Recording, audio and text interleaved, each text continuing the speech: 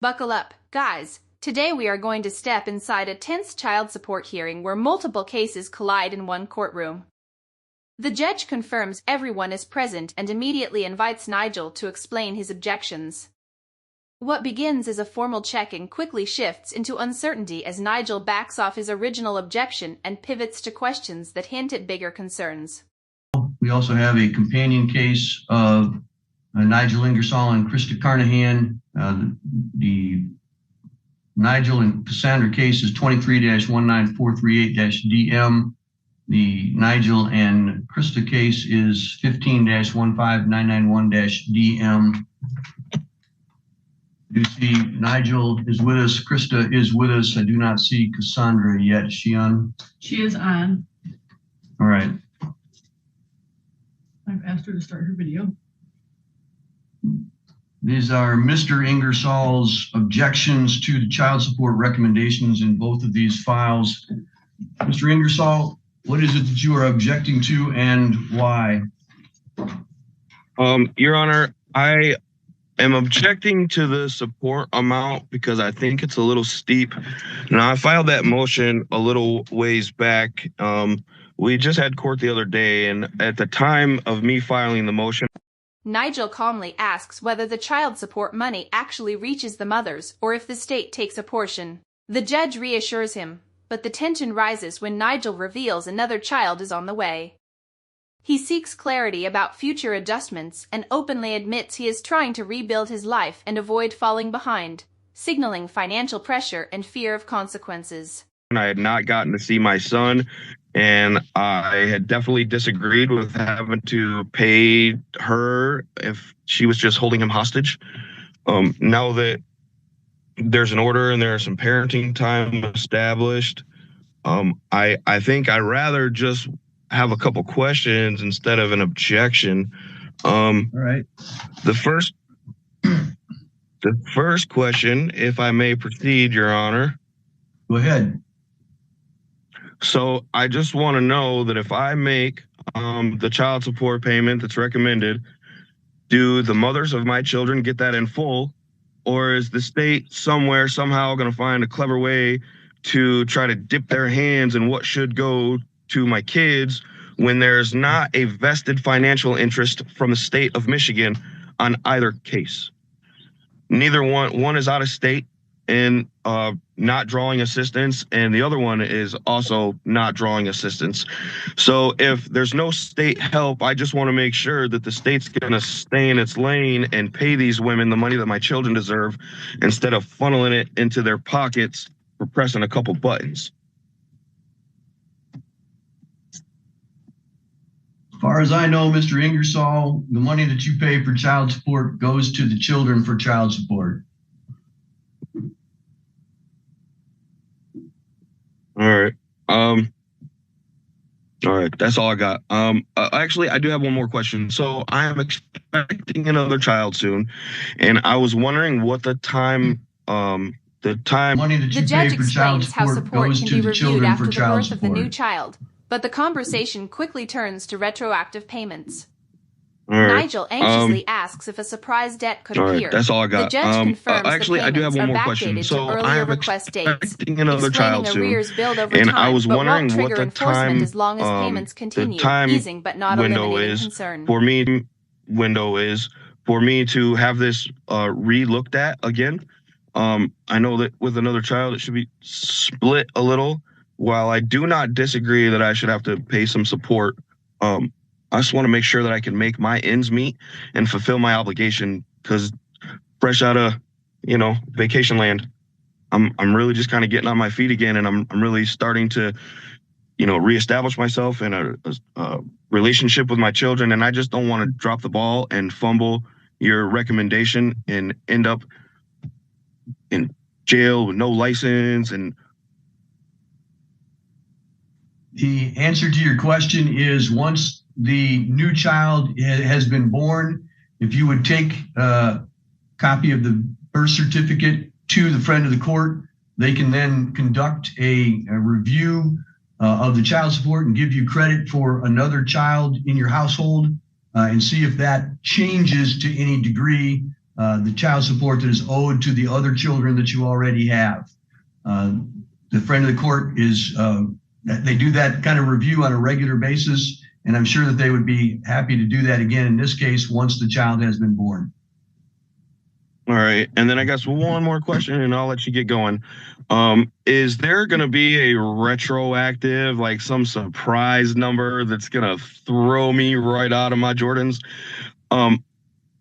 I don't know how this whole thing works. You know, I was gone for a little while and like there's been a recommendation, but it hasn't been established. I'm just wondering if you guys are going to throw a surprise $10,000 fee at me, like, oh, by the way, you also owe this, or if we can start fresh so don't end up in the hole.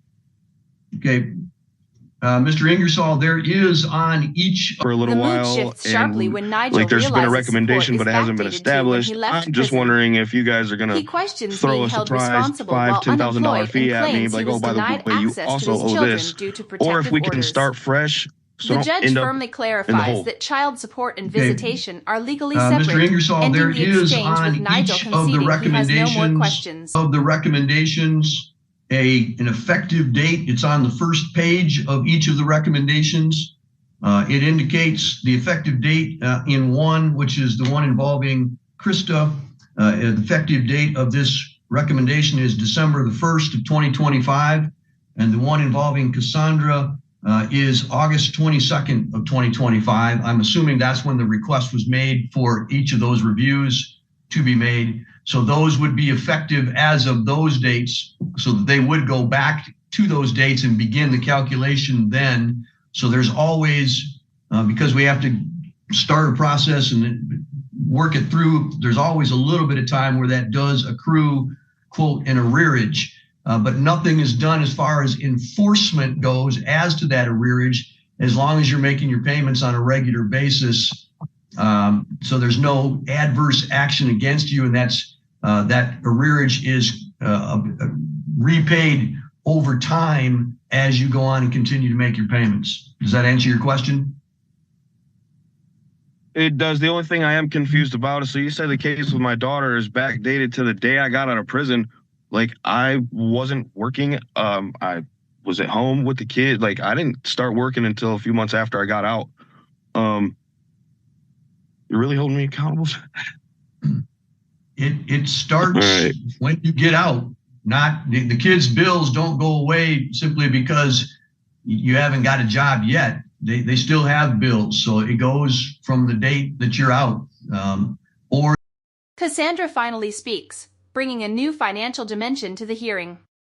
She explains she has spent thousands on daycare over the past year and a half and asks whether Nigel can be required to contribute. The judge outlines the process for requesting additional support and explains the steps needed for documentation, signaling another potential legal dispute ahead. The date that the other party asks for it. Ms. Cassandra, I'll get to your question in just a minute. Any other questions that you have, Mr. Ingresol? Yeah, what about the times that I wasn't allowed, where both of these women filed PPOs on me and I wasn't allowed to see my children? Like, you really don't think that kidnapping, hostage? Like, since they decided they wanted to take that route, I don't think I should have to eat that payment when I wasn't getting to see my children against my will. I apologize for interrupting.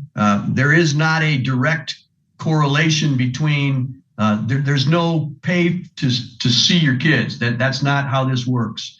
You pay because the kids have, you pay because the kids have bills. If you believe that your parenting time has been violated, you have the right to take that issue, parenting time, to the friend of the court and ask for makeup parenting time if you believe that there's been a problem with it. But there is no direct correlation between I didn't get my parenting time, so therefore I don't have to make my child support payments. That is not a legal right. Any other questions that you have, Mr. Ingresol? Yeah, what's the total I owe you guys?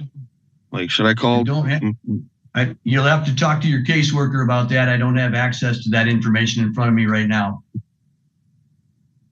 All right. Okay, I'm done. All right. Cassandra, did you have a question for me?